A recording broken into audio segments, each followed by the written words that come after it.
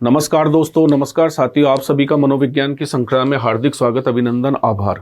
Good morning, Radhe Radhe, जय श्री कृष्णा। आप सभी का दिन सुप्रभात, मंगल में हो, आनंद में हो।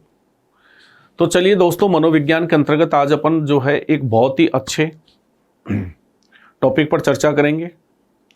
और ये एक ऐसा टॉपिक है जिससे आपको पता है कि प्रश्न तो परीक्षा में आते ही आते हैं, लेकिन व्यवहारिक जीवन के दृष्टिकोण से भी ये टॉपिक बहुत महत्वपूर्ण है। और आज का हमारा जो टॉपिक है, आज का हमारा टॉपिक है समायोजन, जिसको हम अंग्रेजी में कहते हैं एडजस्टमेंट। तो आज समायोजन के अंतर्गत दोस्तों अपन बहुत से बिंदुओं पर चर्चा करते हुए आगे बढ़ेंगे कि समायोजन जो है हमारे जीवन के लिए कितना महत्वपूर्ण है। बिल्कुल मेरे परम मित्रों, मेरे दोस्तों, समायोजन हमारे जीवन के लिए हर दृष्टिकोण से महत्वपूर्ण है। क्योंकि एक बात मनोवैज्ञानिकों ने कही है, मनोवैज्ञानिकों ने सबसे महत्वपूर्ण बात यह कही है कि जो बालक जन्म के बाद में वातावरण के साथ समायोजित हो जाता है वो जिंदा रह जाता है, और जो बालक वातावरण के साथ समायोजित नहीं हो पाता है वो दुनिया में नहीं रह पाता है। और ये केवल बालक के लिए ही लागू नहीं होती, संसार में हर एक मनुष्य के लिए लागू होती है कि संसार में जो भी व्यक्ति अपने आप को वातावरण के साथ एडजस्ट करने की क्षमता रखता है, जो स्वयं को वातावरण के साथ में अनुकूल कर सकता है, ऐसा व्यक्ति अपने जीवन में बड़े से बड़े उद्देश्य को प्राप्त भी कर सकता है, बड़े से बड़े उद्देश्य को प्राप्त करने में भी सफल हो सकता है। और देखिए दोस्तों, समायोजन तो करना ही पड़ता है, समायोजन करना ही पड़ता है, क्योंकि जब तक हम समायोजित नहीं होंगे तब तक हम ना तो समाज में अपनी वैल्यू का निर्धारण कर पाएंगे, ना ही जो है हम हमारे जीवन में हमारे उद्देश्यों को प्राप्त कर पाएंगे। तो इसी प्रकार से यदि अपन बात करें तो यदि एक बालक वातावरण में समायोजित नहीं होगा, विद्यालय में समायोजित नहीं होगा, तो वो विद्यालय की गतिविधियों में भाग नहीं ले पाएगा। और अगर वो बालक विद्यालय की गतिविधियों में भाग नहीं ले पाएगा तो ऐसी स्थिति में बालक का सर्वांगीण विकास संभव नहीं हो पाएगा। तो किसी भी बालक या किसी भी व्यक्ति के सर्वांगीण विकास के लिए समायोजन जीवन में बहुत ही महत्वपूर्ण होता है, बहुत ही आवश्यक होता है। तो आइए दोस्तों, अपन पढ़ते हैं और देखते हैं, समझने की कोशिश करते हैं कि समायोजन क्या है। तो देखिए दोस्तों, समायोजन के लिए जो है साधारणतः निम्न शब्दों का प्रयोग किया जाता है। समायोजन को हम सामंजस्य भी कह सकते हैं, सामंजस्य, व्यवस्थापन, अनुकूलन,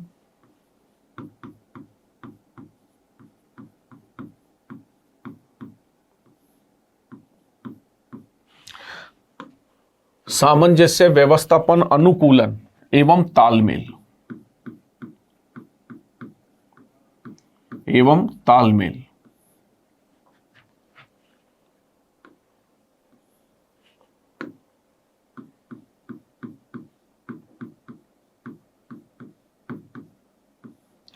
आदि शब्दों से समायोजन को संबोधित किया जाता है। तो देखिए दोस्तों, समायोजन को हम सामान्य भाषा में सामंजस्य भी कह सकते हैं, समायोजन को हम जो है व्यवस्थापन भी कह सकते हैं, समायोजन को हम जो है अनुकूलन भी कह सकते हैं, और समायोजन को हम तालमेल भी कह सकते हैं।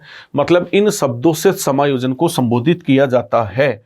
इन शब्दों से कहीं ना कहीं हमें ये पता लगता है कि वातावरण के साथ में तालमेल बिठाना, अपनी व्यवस्थाओं को अनुकूल करना, ठीक है, दूसरी परिस्थितियों के बीच में सामंजस्य और खुद के बीच में सामंजस्य स्थापित करना या स्वयं को परिस्थिति के अनुकूल बनाना ही समायोजन कहलाता है। तो सामान्यतः हम कह सकते हैं कि समायोजन को सामंजस्य भी कहते हैं, व्यवस्थापन भी कहते हैं, अनुकूलन भी कहते हैं, या तालमेल भी कहते हैं।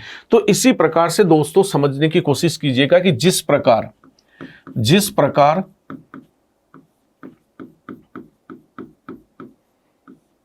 अधिगम की प्रक्रिया जीवन पर्यंत चलती है,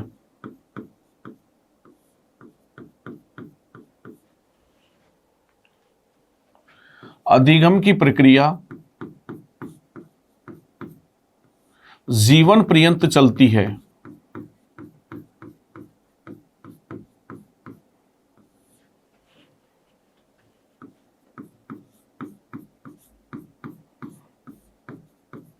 उसी प्रकार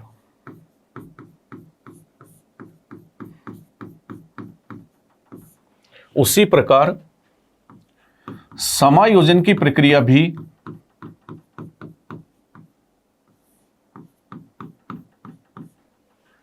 उसी प्रकार समायोजन की प्रक्रिया भी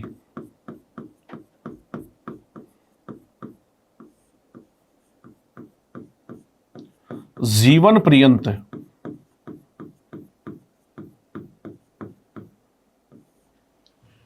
चलती रहती है।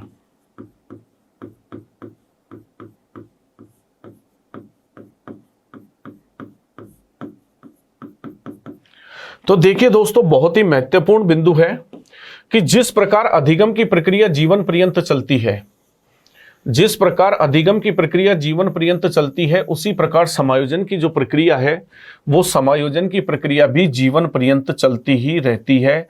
यानी अधिगम और समायोजन की प्रक्रिया कभी भी रुकती नहीं है। ये दोनों प्रक्रिया जीवन पर्यंत चलने वाली प्रक्रिया है।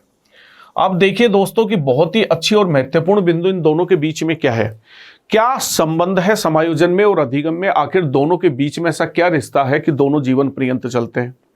और यहां पर यह भी मैं आपको बता दूं कि समायोजन जो है वो भी जन्म से ही प्रारंभ होता है और अधिगम भी जन्म से ही प्रारंभ होता है और दोनों प्रक्रिया जीवन पर्यंत चलती है। तो इसी संदर्भ में हमने पढ़ा है कि बीएफ स्किनर जो था, तो बीएफ स्किनर ने जो है अपने ऑपरेंट कंडीशनिंग थ्योरी में एक बहुत ही महत्वपूर्ण बात कही थी दोस्तों कि समायोजन की प्रक्रिया ही अधिगम है। समायोजन की प्रक्रिया ही क्या है, अधिगम है। और अधिगम समायोजन में सहायक होता है, यह हमने अधिगम की विशेषताओं में पढ़ा, तो बिल्कुल सही है। तो याद रखिएगा दोस्तों कि समायोजन और अधिगम दोनों एक दूसरे के पूरक माने जाते हैं। इसलिए पूरक माने जाते हैं क्योंकि जैसे जैसे व्यक्ति में समायोजन की क्षमता बढ़ती जाती है वैसे वैसे व्यक्ति जो है ज़्यादा से ज़्यादा अधिगम करने के लिए तैयार हो जाता है। और जैसे जैसे उसका अधिगम होता है, जैसे जैसे जितने ज़्यादा अनुभव उसे प्राप्त होते हैं, उतनी अधिक मात्रा में उसमें समायोजन करने की क्षमता का क्या हो जाता है, विकास हो जाता है। इसी कारण समायोजन और अधिगम को दोनों को एक दूसरे का क्या माना जाता है, पूरक माना जाता है। अब हम समायोजन को समझने की कोशिश करते हैं कि दोस्तों कि देखिए, जिसको हम समायोजन कहते हैं, जिसको हम समायोजन कहते हैं, इसके लिए अंग्रेजी भाषा में, समायोजन के लिए अंग्रेजी भाषा में हम एक शब्द का प्रयोग करते हैं और उस शब्द को हम क्या कहते हैं, एडजस्टमेंट। एडजस्टमेंट, उस शब्द को हम कहते हैं एडजस्टमेंट अंग्रेजी भाषा में। और ये अंग्रेजी जो शब्द आपको नजर आ रहा है दोस्तों, ये जो अंग्रेजी शब्द आपको नजर आ रहा है एडजस्टमेंट, इसी अंग्रेजी शब्द एडजस्टमेंट की जो उत्पत्ति हुई है, इसकी जो उत्पत्ति हुई है, इसकी उत्पत्ति दोस्तों लैटिन भाषा के एक शब्द से हुई है।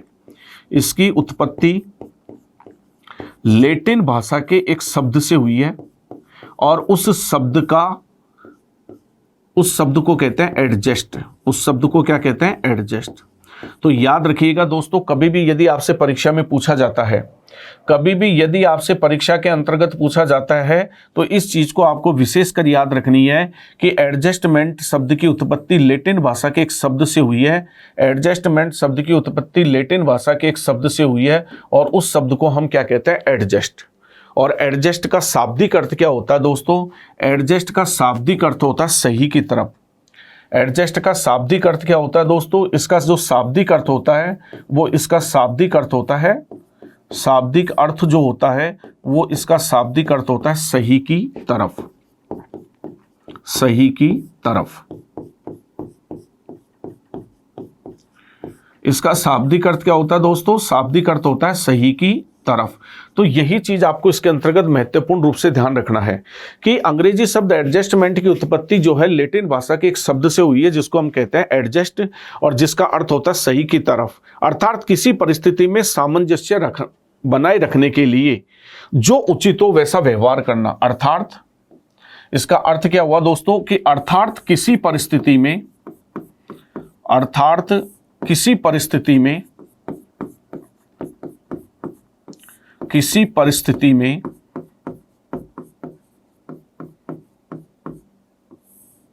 सामंजस्य बनाए रखने के लिए,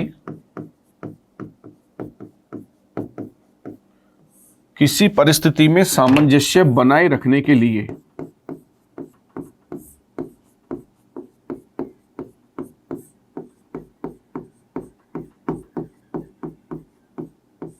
जो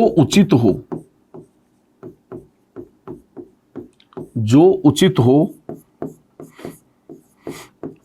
वैसा व्यवहार करना ही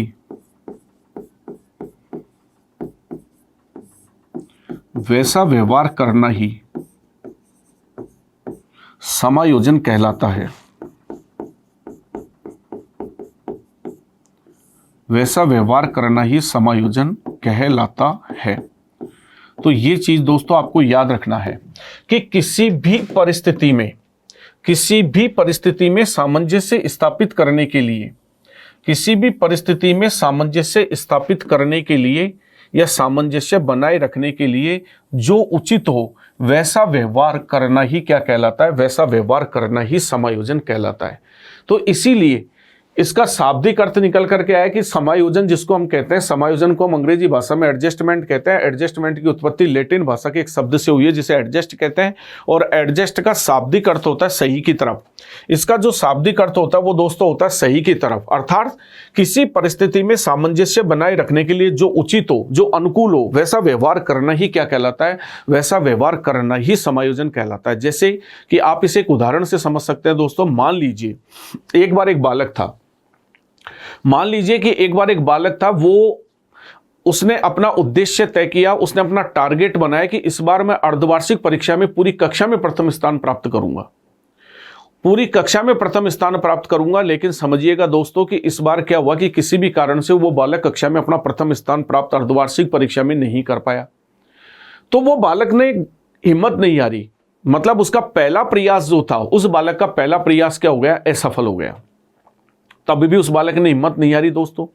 और जब उस बालक ने हिम्मत नहीं हारी तो ऐसी स्थिति में उस बालक ने टारगेट किया कि कोई बात नहीं, इस बार मैं अर्धवार्षिक परीक्षा में प्रथम स्थान प्राप्त नहीं कर पाया तो कोई बात नहीं, लेकिन अगली वार्षिक परीक्षा में मैं प्रथम स्थान प्राप्त करूंगा।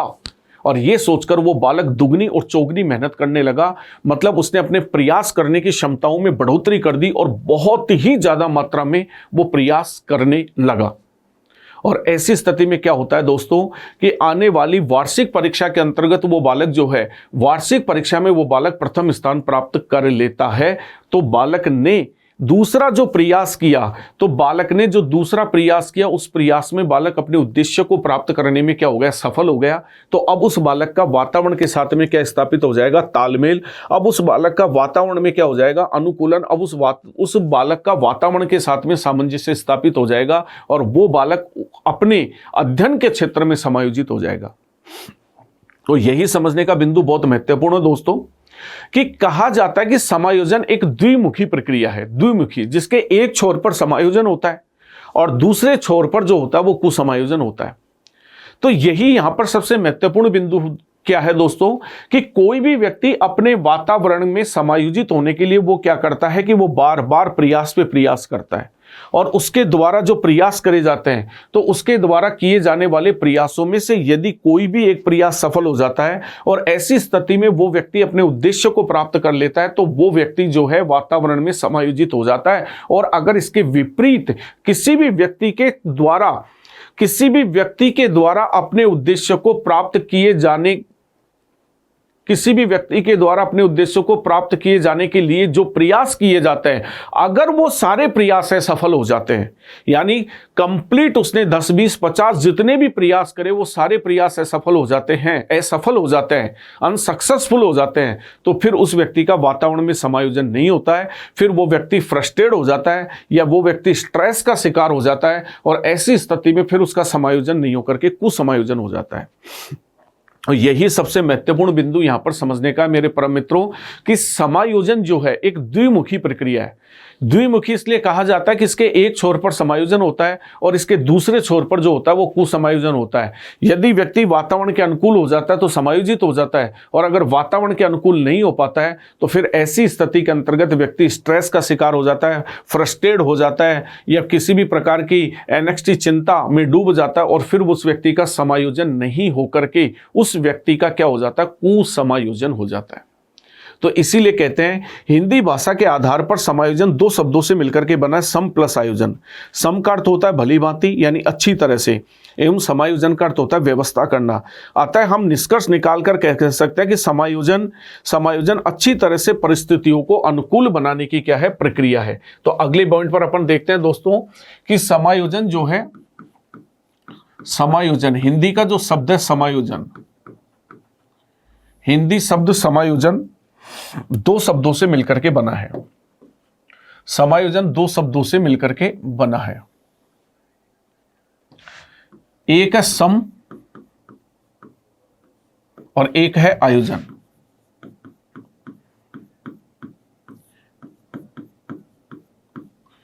सम का शाब्दिक अर्थ होता है दोस्तों, सम का जो शाब्दिक अर्थ होता है वो होता है भली भांति, भली भांति या अच्छी प्रकार से, अच्छी तरह से।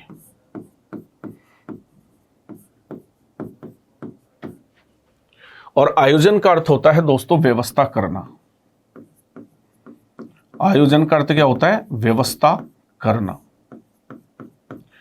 भली भांति अच्छी प्रकार से क्या करना? व्यवस्था करना। तो सम का जो शाब्दिक अर्थ होता है वो सम का शाब्दिक अर्थ होता है भली भांति अच्छी तरह से, और आयोजन का जो शाब्दिक अर्थ होता है वो आयोजन का शाब्दिक अर्थ होता है व्यवस्था करना। तो यानी हम क्या कह सकते हैं? हम निष्कर्ष रूप से कह सकते हैं कि समायोजन, निष्कर्ष, इन दोनों शब्दों के आधार पर यदि हम देखते हैं तो समायोजन का दोस्तों निष्कर्ष निकल करके क्या आता है? निष्कर्ष निकल करके आता है कि समायोजन अच्छी तरह से, कि समायोजन अच्छी तरह से, अच्छी तरह से परिस्थितियों को,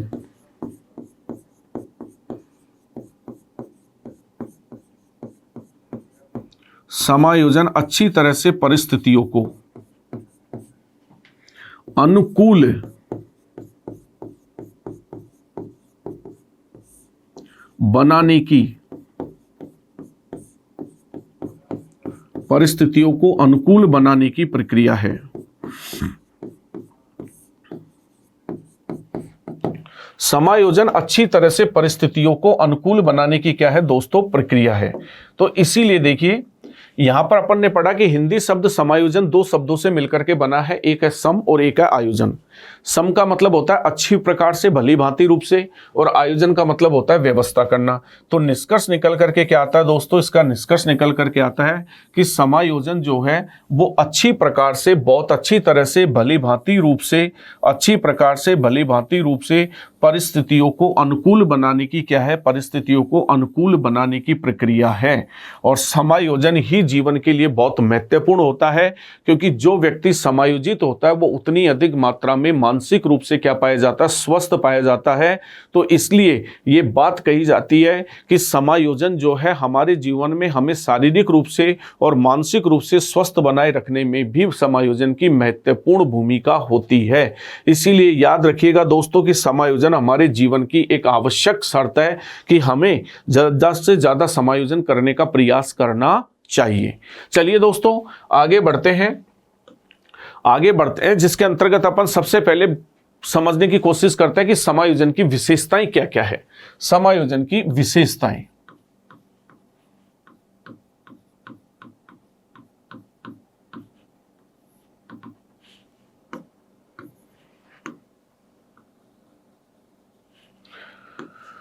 समायोजन की विशेषताएं। तो देखिए दोस्तों समायोजन की जो विशेषताएं हैं उसके अंतर्गत अपन पहली विशेषता देखते हैं कि समायोजन एक निरंतर चलने वाली प्रक्रिया है।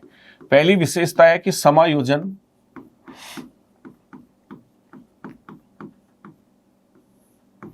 एक निरंतर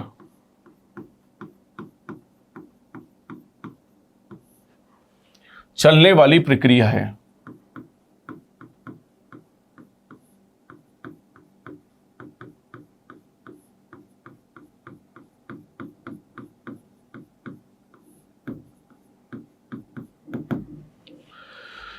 तो पहली विशेषता है दोस्तों कि समायोजन निरंतर चलने वाली प्रक्रिया है। मतलब समायोजन की प्रक्रिया निरंतर चलती है और यह प्रक्रिया कभी भी जीवन में रुकती नहीं है, क्योंकि व्यक्ति अपने जीवन में हर रोज नए उद्देश्यों का निर्धारण करता है और उन नए उद्देश्यों की प्राप्ति के लिए और अपने वातावरण को अनुकूल बनाने के लिए निरंतर उसके प्रयास जारी रहते हैं। उसके द्वारा किए जाने वाले प्रयासों में कोई भी प्रयास सफल हो जाता है तो व्यक्ति समायोजित हो जाता है, और उनमें से अगर कोई भी प्रयास असफल हो जाता है तो व्यक्ति समायोजित नहीं होकर व्यक्ति कुसमायोजित हो जाता है।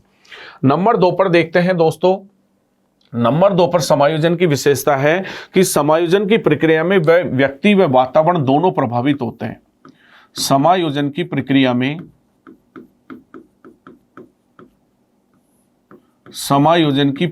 में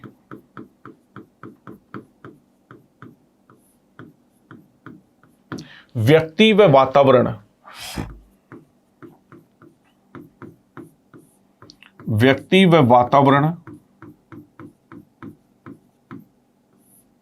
दोनों प्रभावित होते हैं। व्यक्ति व वातावरण दोनों प्रभावित होते हैं।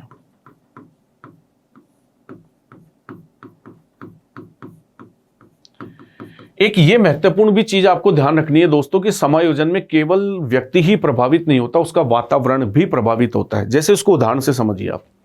हमारे घर में मान लीजिए कोई भी छोटा बच्चा बीमार हो जाता है, और जब कोई भी छोटा बच्चा बीमार हो जाता है तो ऐसी स्थिति के अंतर्गत मान लीजिए कि जब उसका वातावरण में समायोजन नहीं हो पाता है तो वो बालक अपना संतुलन खो देता है।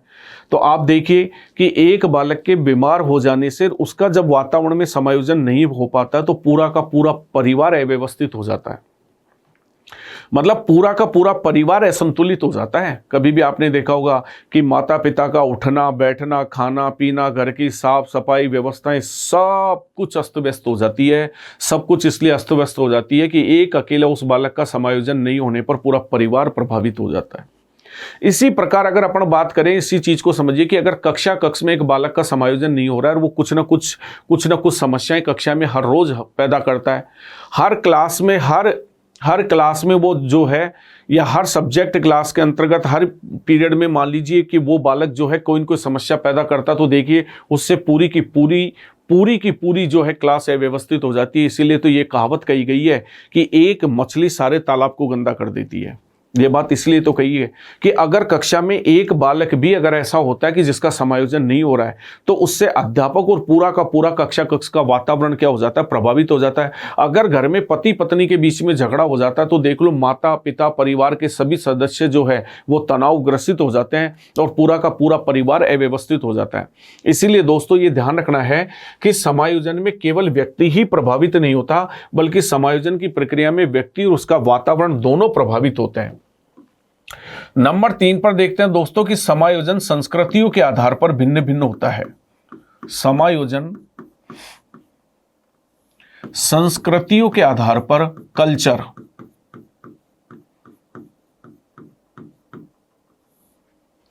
समायोजन संस्कृतियों के आधार पर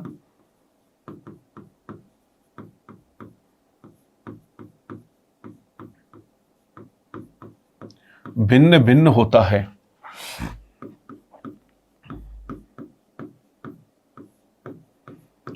समायोजन संस्कृतियों के आधार पर क्या होता है दोस्तों, भिन्न भिन्न होता है।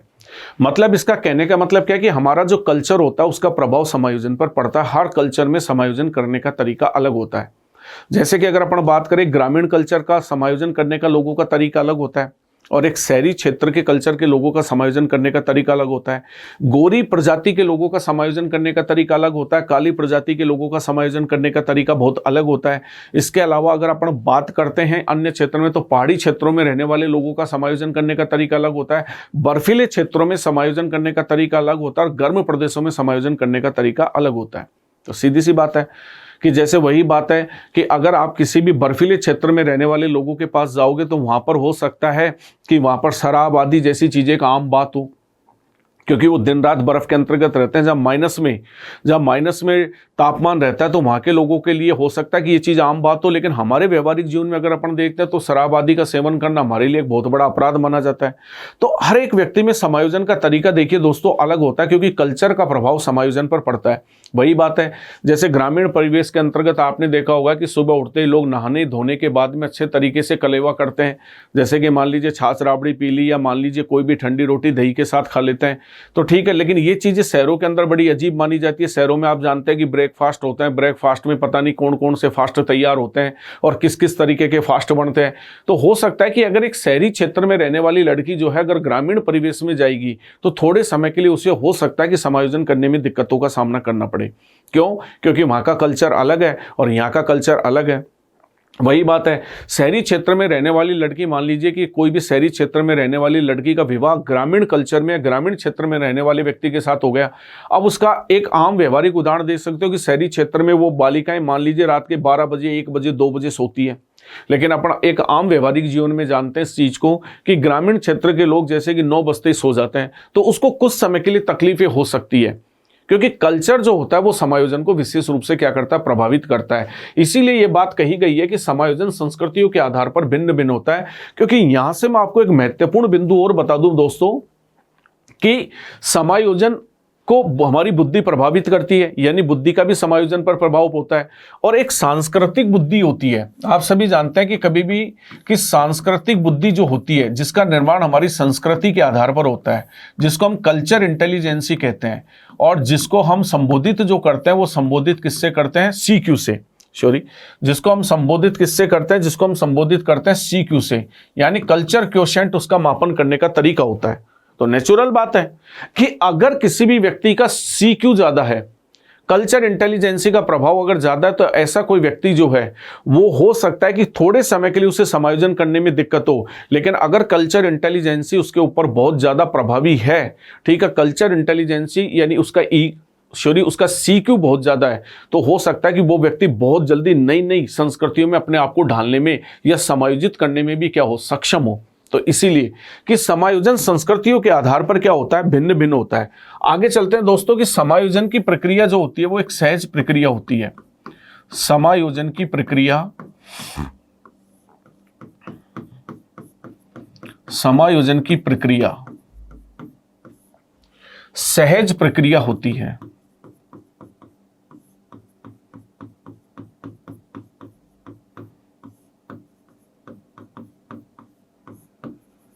तो समायोजन की प्रक्रिया दोस्तों क्या होती है, बिल्कुल सहज होती है। सहज का मतलब अपने आप, नेचुरल रूप से चलती है, मतलब इससे कुछ चलाता नहीं है। समायोजन की प्रक्रिया भी उसी प्रकार से है जैसे परिपक्वता का खेल है, कि समायोजन की प्रक्रिया अपने आप चलती है। अब जो व्यक्ति अपने आप को वातावरण के अनुकूल कर लेता है वो आगे बढ़ जाता है, जो नहीं कर पाता वो पीछे रह जाता है। अगली बात करें दोस्तों कि समायोजन व्यक्तिगत होता है।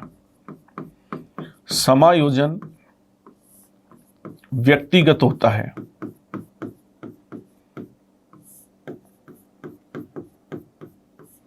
क्योंकि हर व्यक्ति में समायोजन करने की जो क्षमताएं होती है, हर व्यक्ति में समायोजन रूपी जो योग्यता होती है वो अपने आप में क्या होती है, डिफरेंट होती है, अलग होती है। इसीलिए ये बात कही जाती है कि समायोजन जो होता है वो व्यक्तिगत होता है। आगे बात करें दोस्तों कि समायोजन में अनुकूलता व लोचशीलता पाई जाती है। समायोजन में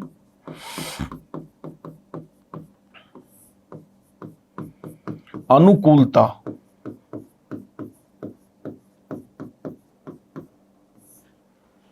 एवं लोचशीलता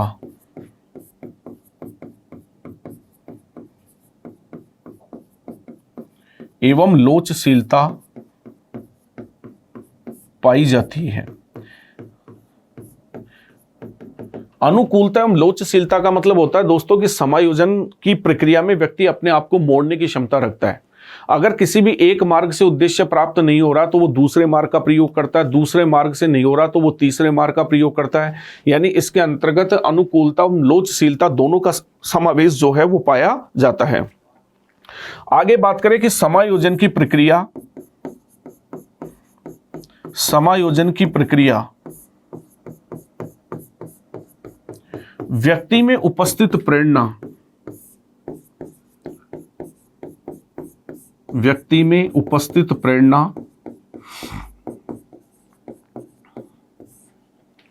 व्यक्ति में उपस्थित प्रेरणा या आवश्यकता से प्रारंभ होती है, या आवश्यकता से प्रारंभ होती है।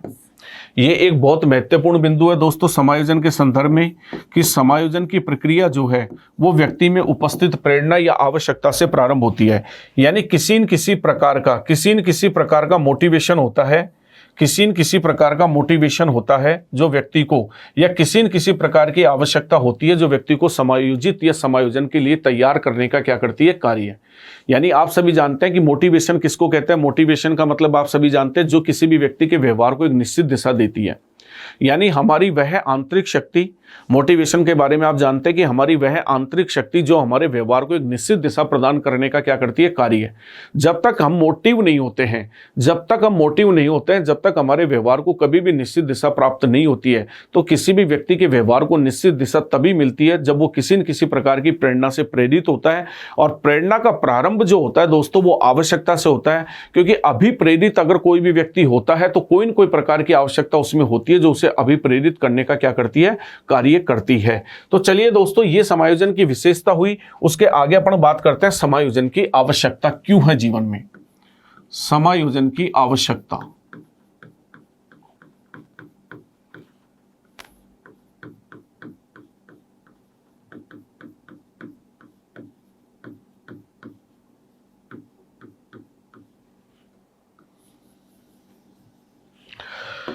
देखिए दोस्तों, समायोजन की आवश्यकता है और वो क्यों है, उसके लिए अपन पहला बिंदु है मानसिक कष्ट एवं व्याधियों से दूर रहने के लिए। मानसिक कष्ट एवं व्याधियों से, व्याधि का मतलब परेशानियां, बीमारी, व्याधियों से दूर रहने के लिए।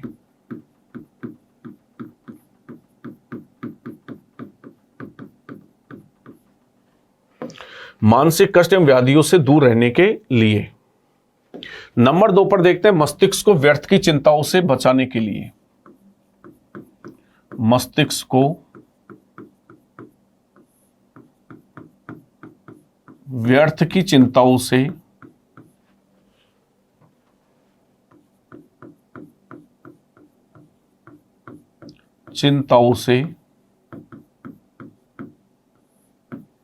बचाने के लिए,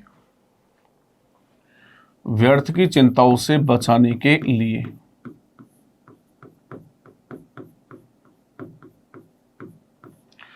नंबर 3 पर अगर अपन बात करते हैं दोस्तों, तो कक्षा में बालक के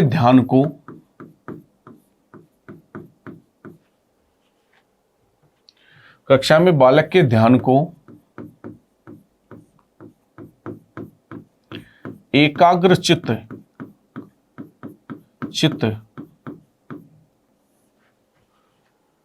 बनाए रखने के लिए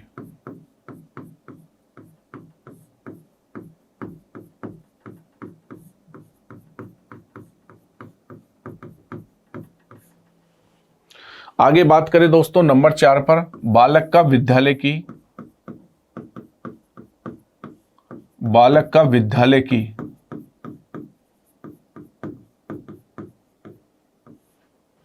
विभिन्न गतिविधियों में भाग लेने के लिए।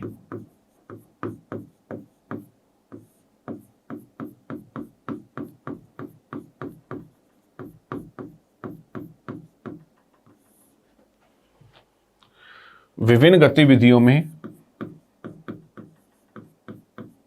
भाग लेने के लिए।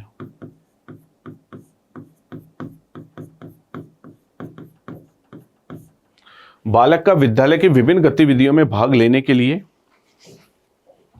नंबर 5 पर है अपने कार्य के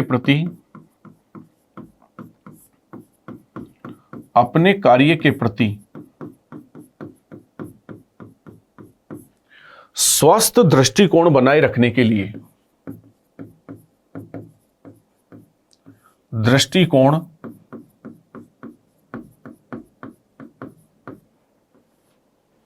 बनाए रखने के लिए।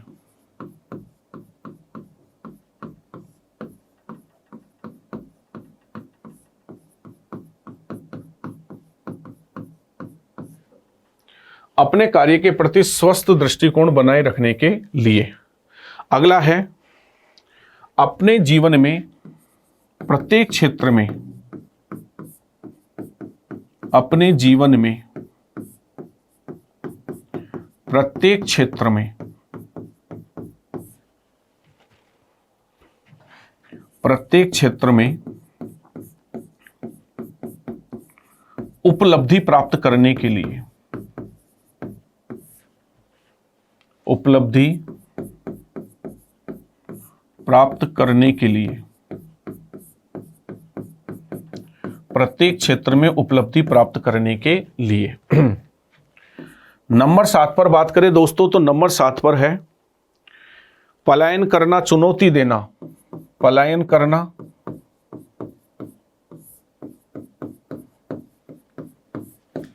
चुनौती देना।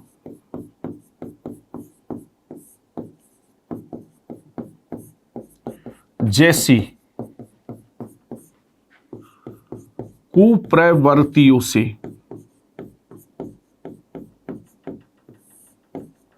जैसी कुप्रवृत्तियों से दूर रहने के लिए, दूर रहने के लिए। तो देखिए दोस्तों, हमें हमारे जीवन में समायोजन की आवश्यकता क्यों है? इन सब कार्यों के लिए हमें हमारे जीवन में समायोजन की आवश्यकता है, क्योंकि यदि हमारा समायोजन वातावरण के साथ में हो जाता है, हम अच्छा सा तालमेल वातावरण के साथ बैठा लेते हैं, तो हमें किसी प्रकार का कोई मानसिक कष्ट नहीं होता और न ही किसी प्रकार की कोई मानसिक बीमारी होती है, और न ही हमारे मस्तिष्क में आलतू फालतू की कभी कोई चिंताएं उत्पन्न होती है। यानी चिंताएं हमारे मस्तिष्क को घेरती नहीं है। हमारा मस्तिष्क जो है वो चिंताओं से कंप्लीट रूप से क्या रहता है? मुक्त रहता है। आगे बात करें कक्षा में बालक के ध्यान को एकाग्रचित बनाए रखने के लिए, तो सीधी सी बात है, जिस बालक का समायोजन अपनी कक्षा में होगा, जिस बालक का समायोजन अपनी कक्षा में होगा, ऐसा बालक का ध्यान एकाग्रचित रहेगा। और आप सभी जानते हैं कि जिस बालक का ध्यान एकाग्रचित होगा, निश्चित रूप से वो बालक पढ़ने में, निश्चित रूप से वो बालक पढ़ने में बड़ी से बड़ी सफलता को दोस्तों क्या करेगा? प्राप्त करेगा। वही बात है, अगर एक पत्नी का ध्यान अपने घर पर एकाग्रचित है, अगर एक पत्नी का ध्यान अपने घर पर एकाग्रचित है, तो घर बहुत व्यवस्थित होगा, बच्चों की परवरिश अच्छी होगी, माता पिता सास ससुर की सेवा बहुत अच्छी होगी, और वो घर स्वर्ग की भांति होगा। और अगर वही बात एक पति का ध्यान अपने घर पर एकाग्रचित है, तो समय पर बच्चों की आवश्यकता पूरी होगी, बच्चों को माँ बाप का पूरा प्यार मिलेगा, माँ बाप और परिवार में खुशियों का अंबार होगा। और अगर ऐसा नहीं होगा, अगर पति का ध्यान एकाग्रचित नहीं है, इधर उधर भटक रहा है, या पत्नी का ध्यान इधर उधर भटक रहा है, तो वो सीधी सी बात है, भले ही वो घर हो, लेकिन वो घर घर ना होकर के नर्क होगा। आगे चलते हैं दोस्तों कि कक्षा में बालक के ध्यान को एकाग्रचित बनाए रखने के लिए, बालक का विद्यालय की विभिन्न गतिविधियों में भाग लेने के लिए, अगर एक बालक विद्यालय में समायोजित होगा तो ज़्यादा से ज़्यादा विद्यालय की गतिविधियों में क्या करेगा? भाग लेगा, बढ़ चढ़ करके हिस्सा लेगा, और बालक का सर्वांगीण विकास होगा, शारीरिक विकास भी होगा, सामाजिक विकास भी होगा, नैतिक भी हो गया। अपने कार्य के प्रति स्वस्थ दृष्टिकोण बनाए रखने के लिए समायोजित व्यक्ति, जैसे मान लीजिए मैं हूँ शिक्षक हूँ, मुझे पढ़ाना अच्छा लगता है, मैं अपने व्यवसाय के साथ, अपने व्यवसाय के प्रति मान लीजिए कि मैं सुसमायोजित हूँ, तो सीधी सी बात है कि मेरा दृष्टिकोण, मेरा एटीट्यूड, मेरी मनोवृत्ति अपने व्यवसाय के प्रति पॉजिटिव होगी। और अगर पॉजिटिव होगी तो सीधी सी बात है, मैं बहुत अच्छे से अच्छे आपको पढ़ा पाऊंगा और उसका फायदा आपको मिलेगा। यानी कहने का मतलब, मैं अपने कार्य के प्रति ईमानदारी से कार्य कर पाऊंगा। अपने जीवन में प्रत्येक क्षेत्र में बड़ी से बड़ी उपलब्धि को प्राप्त करने के लिए, और सबसे महत्वपूर्ण है कि समायोजित हो जाने से दोस्तों सबसे बड़ी बात क्या होती है? पलायन करना, चुनौती देना जैसी कुप्रवृत्तियों से इंसान क्या रह सकता है? दूर रह सकता है। इससे इंसान क्या हो सकता है? बच सकता है। तो पलायन करना, चुनौती देना जैसी कुप्रवृत्तियों से वो बच सकता है, और सीधी सी बात है, इनसे बचेगा तो मानसिक रूप से स्वस्थ होगा, और मानसिक रूप से स्वस्थ होगा तो जीवन के हर क्षेत्र में आनंद ही आनंद होगा, जीवन के हर क्षेत्र में खुशी खुशी होगी, हर बड़ा सा बड़ा उद्देश्य उसके पास ही होगा। चलिए दोस्तों आगे चलते हैं, समायोजन की परिभाषाएं। समायोजन की परिभाषाएं देखिए दोस्तों, समायोजन की परिभाषाओं में सबसे पहले अपन पढ़ रहे हैं सबसे महत्वपूर्ण परिभाषा, जो अक्सर परीक्षा में पूछी जाती है। गेट्स ने क्या कहा? गेट्स ने समायोजन की परिभाषा दी है कि समायोजन एक निरंतर चलने वाली प्रक्रिया है। समायोजन एक निरंतर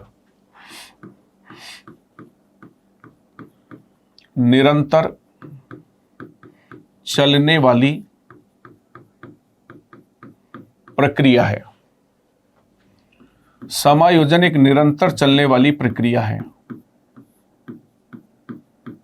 जिसमें व्यक्ति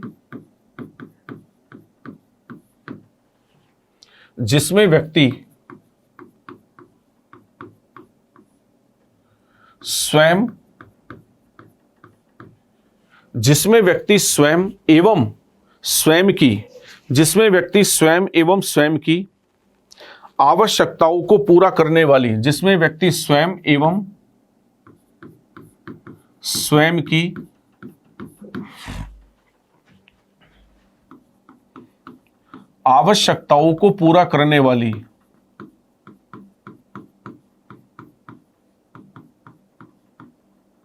आवश्यकताओं को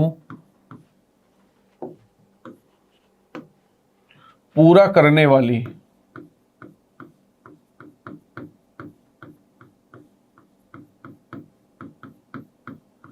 परिस्थितियों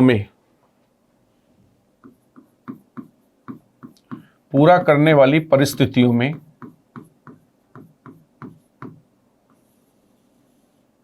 संतुलन बनाए रखने के लिए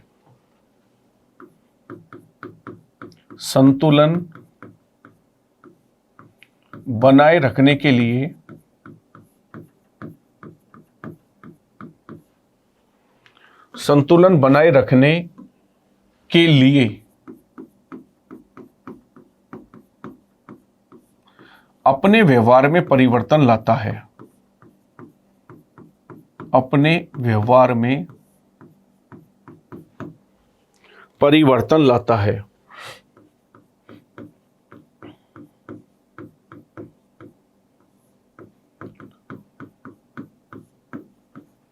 बहुत ही इंपॉर्टेंट परिभाषा है दोस्तों, अक्सर हर बार ज्यादातर परीक्षाओं के अंतर्गत पूछी जाती है, इसलिए इस परिभाषा को आपको बहुत अच्छे से ध्यान रखना है। नंबर 2 पर परिभाषा की ओर अपन चलते हैं दोस्तों कि नंबर 2 पर जो परिभाषा, वो नंबर 2 पर कौन सी परिभाषा है? तो नंबर 2 पर दोस्तों जो परिभाषा, वो परिभाषा दी गई जीन पियाजे के द्वारा। जीन पियाजे ने समायोजन के संदर्भ में क्या कहा? देखिए दोस्तों, जीन पियाजे ने समायोजन के संदर्भ में कहा है कि अपनी स्कीमा में परिवर्तन लाना ही, अपनी स्कीमा में परिवर्तन लाना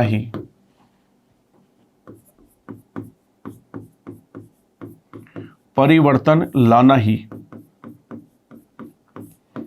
समायोजन है।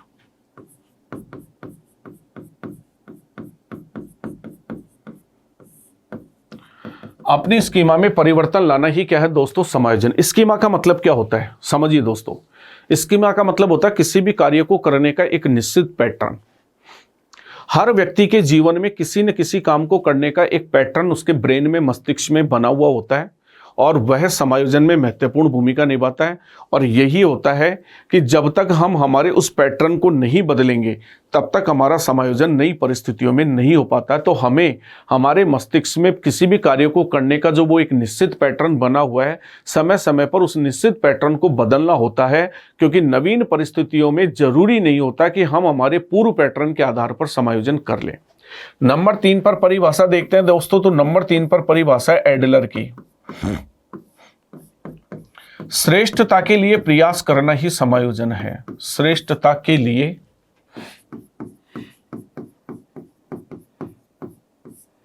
प्रयास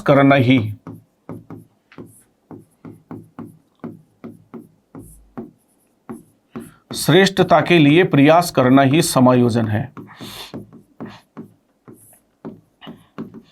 श्रेष्ठता के लिए प्रयास करना ही क्या है दोस्तों? समायोजन है। किसके लिए? श्रेष्ठता के लिए प्रयास करना ही समायोजन है। अगली परिभाषा की ओर चलते हैं। एक चीज पर आपको ध्यान रखना दोस्तों कि ये जो एडलर था, इसने 2 शब्दों का प्रयोग किया था, एक हीनता का भाव और एक श्रेष्ठता का भाव। यानी ये एडलर ये कहना चाहता है कि हर इंसान अपने जीवन में श्रेष्ठ बनना चाहता है और श्रेष्ठ बनने के लिए उसके द्वारा जो प्रयास किए जाते हैं वो प्रयास ही समायोजन कहलाते हैं, क्योंकि उसके द्वारा किए जाने वाले प्रयासों में कोई भी प्रयास उसे श्रेष्ठ बनने में सहायक होता है, तो इस प्रकार से उसे ही समायोजन कहा जाता है। अगली परिभाषा पर ध्यान दें दोस्तों। तो अगली परिभाषा दी स्मिथ ने कि अच्छा समायोजन अच्छा समायोजन यथार्थवादी एवं संतोष देने वाला होता है।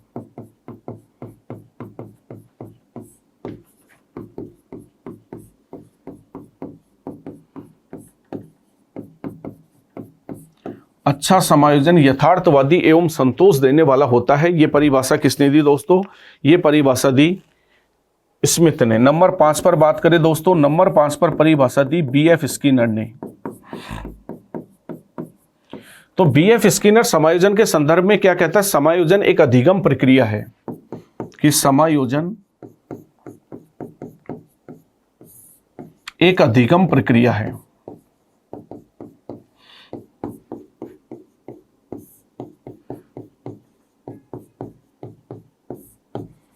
समायोजन एक अधिगम प्रक्रिया बहुत ही महत्वपूर्ण परिभाषा है, बहुत ही इंपॉर्टेंट परिभाषा है। इस पर आपको विशेष ध्यान रखना है, क्योंकि बीएफ स्किनर ने ही समायोजन और अधिगम के महत्व को स्पष्ट करने की कोशिश करी है। और उसने बताया कि समायोजन जो है अधिगम में सहायक होता है, और अधिगम जो है वो समायोजन की क्षमता को बढ़ाने में महत्वपूर्ण भूमिका निभाता है।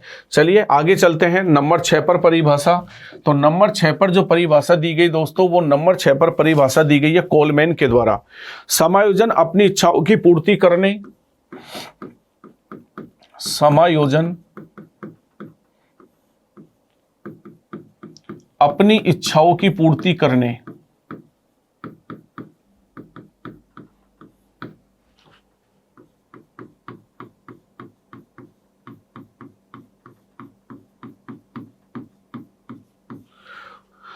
तथा तनावों से मुक्ति पाने के लिए तथा तनावों से, स्ट्रेस से मुक्ति पाने के लिए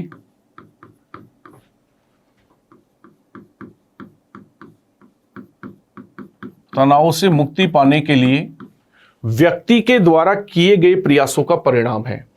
व्यक्ति के द्वारा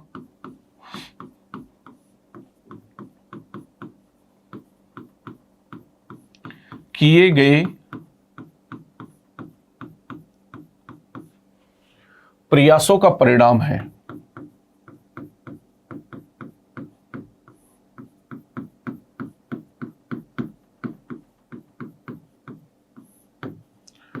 तो देखिए दोस्तों, कितनी बहुत ही मोस्ट परिभाषा है। कई बार यहां तक कि आरएस के अंतर्गत भी पूछी जाती है। ठीक है, तो ये परिभाषा किसके द्वारा दी गई थी दोस्तों? ये परिभाषा दी गई है किसके द्वारा? कोलमैन के द्वारा। किसके द्वारा दी गई? कोलमैन के द्वारा।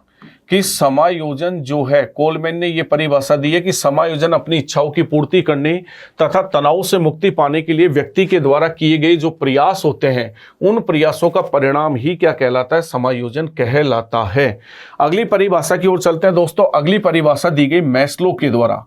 अब्राहम मैस्लो का नाम आपने सुना होगा, जिसने मांग एवं पूर्ति का सिद्धांत दिया था। उसी के द्वारा यह परिभाषा दी गई है कि एक व्यक्ति के समायोजन से, एक व्यक्ति के समायोजन से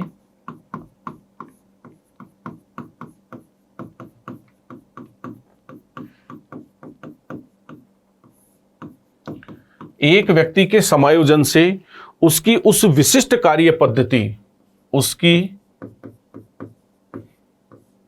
उस विशिष्ट कार्य पद्धति का बोध होता है। कार्य पद्धति का बोध होता है, उसकी उस विशिष्ट कार्य पद्धति का बोध होता है, जिसके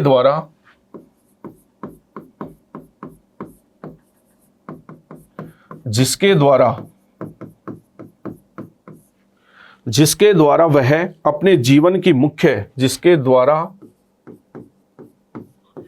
वह अपने जीवन की मुख्य समस्याओं को, अपने जीवन की मुख्य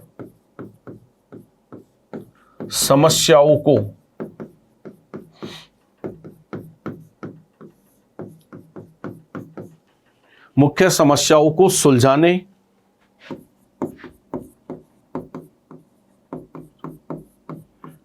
एवं उनके साथ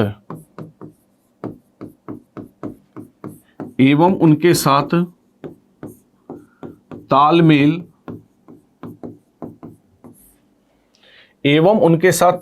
स्थापित करने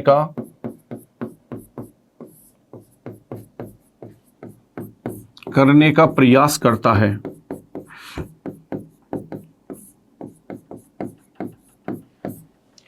तालमेल स्थापित करने का प्रयास करता है। तो ये है दोस्तों, इनमें सर्वाधिक महत्वपूर्ण परिभाषाएं कौन कौन सी है दोस्तों, ये चीज आपको याद रखनी है। इसमें सर्वाधिक महत्वपूर्ण जो परिभाषा है, सबसे पहले तो गेट्स की बहुत इंपॉर्टेंट परिभाषा है। नंबर 2 पर मैं आपको बता देता हूं स्किनर की परिभाषा बहुत महत्वपूर्ण है। और नंबर 3 पर मैं आपको बता देता हूं दोस्तों, इसमें जो सर्वाधिक महत्वपूर्ण है वो है कोलमैन की परिभाषा। तो इस प्रकार से समायोजन के संदर्भ में अलग अलग मनोवैज्ञानिकों ने अपने अपने अलग अलग विचार दिए। तो ओवरऑल निष्कर्ष ये निकल करके आता है दोस्तों, निष्कर्ष यह निकल करके आता है कि समायोजन एक द्विध्रुवीय प्रक्रिया है। कि समायोजन क्या है? समायोजन द्विध्रुवीय प्रक्रिया है।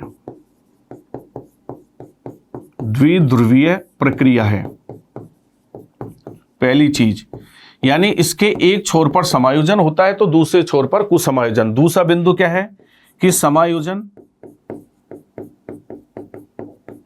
व्यक्ति के द्वारा किए जाने वाले प्रयासों का परिणाम है। व्यक्ति के द्वारा किए जाने वाले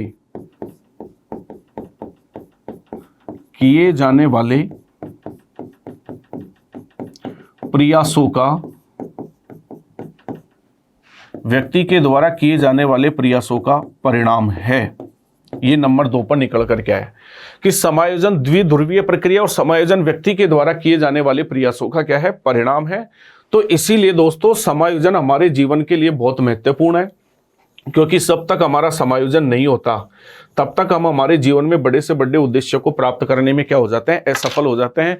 तो चलिए दोस्तों, आज का हमारा सेशन यहीं पूरा होता है, जिसमें हमने समायोजन का अर्थ पढ़ा, समायोजन की विशेषताएं पढ़ी, समायोजन की आवश्यकता पढ़ी और समायोजन की परिभाषाएं पढ़ी। समायोजन की नेक्स्ट क्लास के अंतर्गत हम बहुत कुछ पढ़ेंगे दोस्तों, जिसमें सुसमायोजित व्यक्ति के लक्षण भी पढ़ेंगे, कुसमायोजित व्यक्ति के लक्षण भी पढ़ेंगे। इसके अलावा कुसमायोजन भी पढ़ेंगे, यानी समायोजन में कौन कौन से कारक बाधा पैदा करते हैं उसके बारे में अध्ययन करेंगे। और आगे की कक्षाओं में हम समायोजन की विधियों के बारे में भी पढ़ेंगे। आप सभी जानते हैं जिसमें प्रत्यक्ष और अप्रत्यक्ष दोनों प्रकार की विधियां शामिल होती है। तो खुश रहिए, आबाद रहिए, मुस्कुराते रहिए, अपने घर परिवार के साथ हमेशा प्रसन्नचित और हंसते खेलते रहिए। इसी मनोकामना के साथ जय हिंद, जय भारत।